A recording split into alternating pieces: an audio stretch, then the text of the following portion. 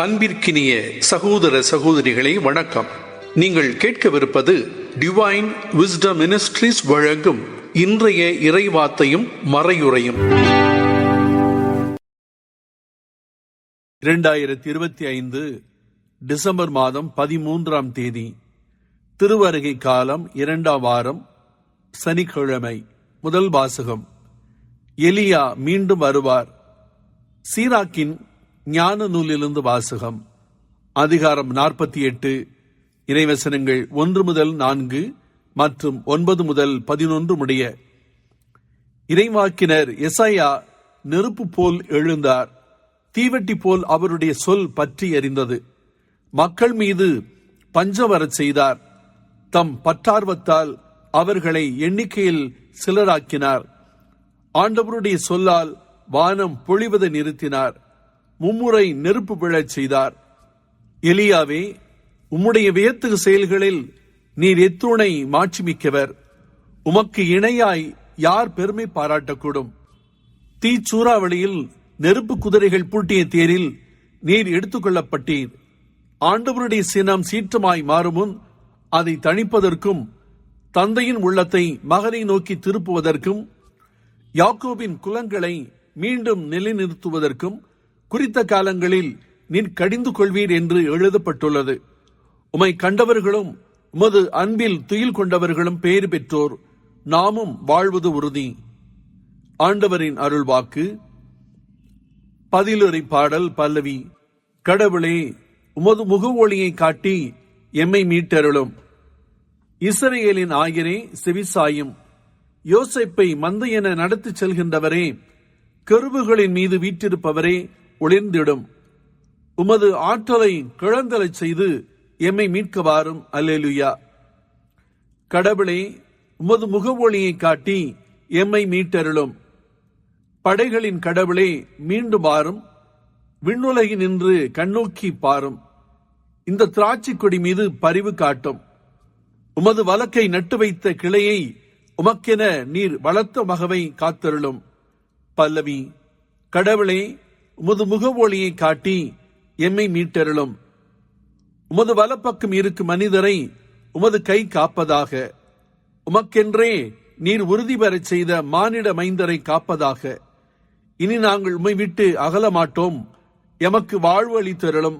நாங்கள் உமது பெயரை தொழுவோம். பல்லவி. கடவுளே, உமது முகவொளியை காட்டி எம்மை மீட்டருளும். நற்செய்திக்கு முன் வாழ்த்தொலி. அல்லேலுயா, அல்லேலுயா. ஆண்டவருக்காக வழியை ஆயத்தமாக்குங்கள். அவருக்காக பாதையை செம்மையாக்குங்கள். மனிதர் அனைவரும் கடவுள் அருளும் மீட்பை காண்பர். அல்லேலுயா. அன்புள்ள சகோதர சகோதரிகளே, நீங்கள் கேட்கவிருப்பது டிவைன் விஸ்டம் மினிஸ்ட்ரீஸ் வழங்கும் விவிலிய முழக்கம்.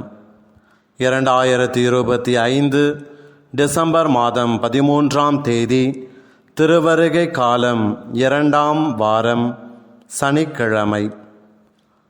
ஆண்டவர் உங்களோடு இருப்பாராக. மத்தேயு எழுதிய தூய நற்செய்தியிலிருந்து வாசகம். அதிகாரம் 17, இறை வார்த்தைகள் 10 முதல் 13 முடிய. இயேசுவும் சீடர்களும் மலையிலிருந்து இறங்கி வந்தபோது சீடர்கள் அவரிடம், எலியாதான் முதலில் வர வேண்டும் என்று மறைநூல் அறிஞர்கள் கூறுகிறார்களே, அது எப்படி என்று கேட்டார்கள். அவர் மறுமொழியாக, எலியா வந்து எல்லாவற்றையும் சீர்படுத்தப் போகிறார் என்று கூறுவது உண்மையே. ஆனால் நான் உங்களுக்கு சொல்கிறேன், எலியா ஏற்கனவே வந்துவிட்டார். அவரை மக்கள் கண்டுணரவில்லை. மாறாக தாங்கள் விரும்பியவாறெல்லாம் அவருக்கு செய்தார்கள். அவ்வாறே மானிட மகனையும் அவர்கள் துன்புறுத்துவார்கள் என்றார். திருமுழுக்கு யோவானை பற்றியே அவர் தங்களோடு பேசினார் என்பதை அப்பொழுது சீடர்கள் புரிந்து கொண்டார்கள். ஆண்டவரின் அருள்வாக்கு. ஆண்டவர் இயேசு கிறிஸ்துவில் எனக்கு பிரியமான சகோதர சகோதரிகளை, இன்றைய நற்செய்தி பகுதியை நாம் வாசிக்கின்றோம். இயேசுவும் சீடர்களும் மலையிலிருந்து இறங்கி வந்தபோது, அதாவது நாம் 17வது அதிகாரத்தை மத்திய நற்செய்தியில் வாசித்தோம் என்று சொன்னால், ஆண்டவர் இயேசு உருமாற்றம் அடைந்த நிகழ்வை, தாபோர் மலையில் அவர் உருமாற்றம் நடந்த நிகழ்வை தொடர்ந்துதான் நாம் இந்த நற்செய்தி பகுதியை வாசிக்கின்றோம். ஏனென்றால் நாம் அந்த தாபோர் மலை நிகழ்விலை பார்ப்போம். பேதுரு அவர்கள் சொல்வார்கள், ஆண்டவரை உமக்கு ஒன்றும், மோசேக்கு ஒன்றும், எலியாவுக்கும் ஒன்றுமாக கூடாரம் அமைத்து கொள்ளலாம் என்பதை அவர்கள் பேசுவார்கள். அந்த ஒரு பின்னணியில்தான் சீடர்கள் அந்த மலை இறங்கி வருகின்ற சமயத்தில் எலியாதான் முதலில் வர வேண்டும் என்று மறைநூல் அறிஞர்கள் கூறுகிறார்களே, இது எவ்வாறு நிகழும் என்று ஆண்டவரிடம் கேட்ட பொழுது, ஆண்டவரும் மலாக்கி இறைவாக்கினர் புத்தகம் 4ஆம் அதிகாரம் 5 முதல் 6வது வசனத்தில் சொல்வது போல, இதோ பெரியதும் அச்சத்தை தோற்றுவிப்பதுமான ஆண்டவரினால் வருமுன் இறைவாக்கினர் எலியாவை நான் உங்களிடம் அனுப்புகிறேன் என்ற அந்த வார்த்தையை மையமாக வைத்து மெசியா வருவதற்கு முன்பாக எலியா இறைவாக்கினர் வருவார் என்பதை என்பிக்கும் விதமாக நாம் பார்க்கின்றோம். நற்செய்தி அழகாக முடிகிறது. திருமுழுக்கு யோவானை பற்றி தான் அவர் சொன்னார் என்று. அந்த வகையிலே இயேசுதான் வாக்களிக்கப்பட்ட மெசியா என்றும், அதை முன்னறிவிப்பதற்காக, அதை தயாரிப்பதற்காக வந்தவர் தான் திருமுழுக்கு யோவான். எலியாவை குறிக்கின்ற ஒரு மாபெரும் அடையாளமாக திருமுழுக்கு இருக்கிறார் என்பதை அவர் சொல்லுகின்றார். ஆனால் நாம் கற்றுக்கொள்ள வேண்டிய பாடம் என்ன? திருமுழுக்கு யோவானையும் அவர்கள் ஏற்றுக்கொள்ளவில்லை. அவர்கள் துன்புறுத்தினார்கள், அவரை கொலை செய்தார்கள். அதே போலதான் மானிட மகன் மெசியா வருகின்ற சமயத்திலும் அவரை ஏற்றுக்கொள்ளாமல் அவர்களை துன்புறுத்துவார்கள் என்று ஆண்டவர் இயேசு சொல்வதன் மூலமாக கடவுள் இந்த உலகின் மீது எவ்வளவு பற்று கொண்டிருக்கிறார் என்பதை பார்க்கின்றோம். காலத்திற்கு ஏற்ப பல்வேறு நிலைகளிலே தன் இறைவாக்கினர் அனுப்பிய கடவுள் இதோ இறுதி காலத்தில் நாம் எபிரேயருக்கு எழுதப்பட்ட திருமுகத்தில் வாசிப்பது போல தன் மகனையே இந்த உலகத்துக்கு அனுப்பினார். அந்த மகனையே உலகிற்கு அனுப்பிய நிகழ்வை நாம் கொண்டாடுவதற்காகத்தான் இந்த திருவருகை காலத்தில் நாம் தயார் செய்து கொண்டிருக்கின்றோம். அந்த மகனை அனுப்பிய அதே கடவுள் யோவான் எழுதிய நற்செய்தி 3ஆம் அதிகாரம் 16வது வசனம் வாசிப்பது போல, நாம் அனைவரும் வாழ்வு பெறுவதற்காக, அதுவும் நிலைவாழ்வு பெறுவதற்காக சிலுவையில் அவரை நமக்காக தியாகம் செய்த ஒரு மாபெரும் தந்தையாக அவர் இருந்து நம் மீது எவ்வளவு பற்றி கொண்டிருக்கிறார் என்பதை இந்த நற்செய்தி வாசகம் வழியாக நாம் எடுத்து கூறுவதை பார்க்கின்றோம். உலகம் எவ்வளவு இறைவாக்கினர்களை துன்பப்படுத்தினாலும் ஆண்டவர் எப்பொழுதும் தன் மக்களுக்காக, தன்னை நம்பிய மக்களை கைவிடாத தெய்வமாக பலரை அவர் அனுப்பி அவர்களை திடம்பட செய்வார் என்ற ஒரு உண்மையான நோக்கத்தை கொண்ட வாசகமாக இது அமைகின்றதாகவே நாம் ஜெபிப்போமா? எங்களை ஒவ்வொரு நாளும் நேசித்து வருகின்ற அன்பு தெய்வமே இறைவா, தர்மையான வேலைக்காக நாங்கள் உம்மை போற்றி புகழ்கின்றோம். எங்கள் மீது எவ்வளவு பற்று கொண்டிருக்கிறீர், அதுவும் உம் திருமகனை அளிக்கும் அளவிற்கு நாங்கள் இறைவாழ்வு பெறுவதற்காக அவரையே அனுப்பினீர்.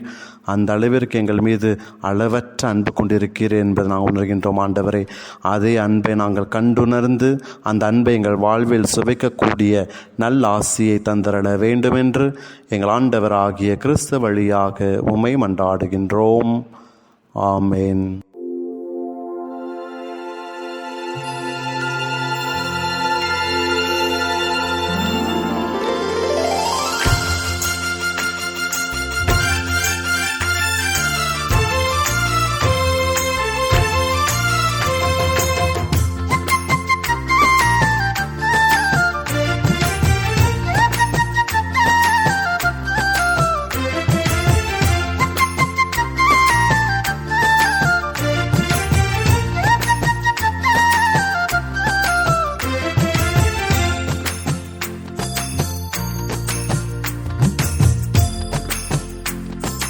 பெத்தலையில் பிறந்தவரை போற்றி துதி மனமே. பெத்தலையில் பிறந்தவரை போற்றி துதி மனமே. இன்னும் பெத்தலையில் பிறந்தவரை போற்றி துதி மனமே. சர்வத்தையும் படைத்தாண்ட சர்வ வல்லவர், சர்வத்தையும் படைத்தாண்ட சர்வ வல்லவர், இங்கு தாழ்மையுள்ள தாய்மடியில் தலை சாய்க்கலானார். இங்கு தாழ்மையுள்ள தாய்மடியில் தலை சாய்க்கலானார். குளிரும் பனியும் கொட்டிலே கோமகனும் தொட்டிலே ஆரீரோ ஆரீரோ ஆரிராரோ ஆராரோ ஆராரோ ஆரிராரோ. தூங்கு தூங்கு பாலானி, தூங்கு தூங்கு பாலானி.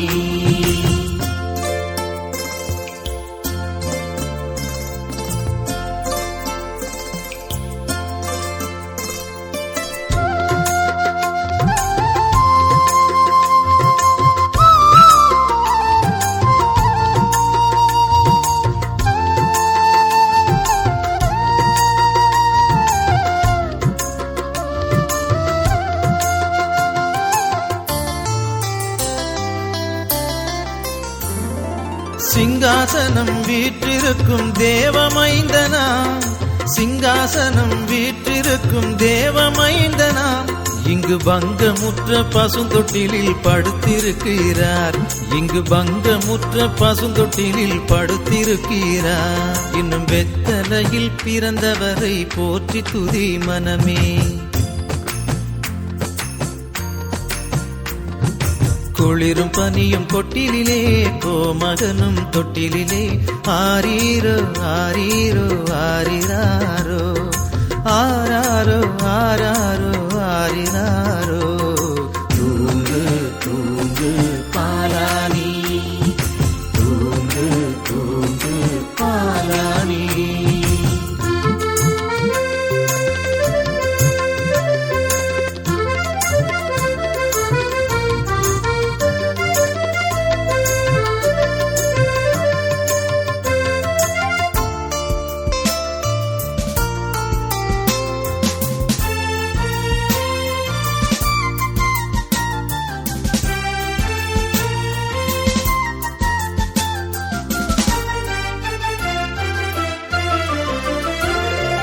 இவ்வளவாய் அன்பு வைத்த எம்பெருமானை, இவ்வளவாய் அன்பு வைத்த எம்பெருமானை நாம் எண்ணமுடன் போய் துதிக்க ஏகிடுவோமே. நாம் எண்ணமுடன் போய் துதிக்க ஏகிடுவோமே. வெத்தலையில் பிறந்தவரை போற்றி துதி மனமே. குளிரும் பனியும் கொட்டிலே கோமகனும் தொட்டிலே ஆரீரோ ஆரீரோ ஆரிராரோ ஆ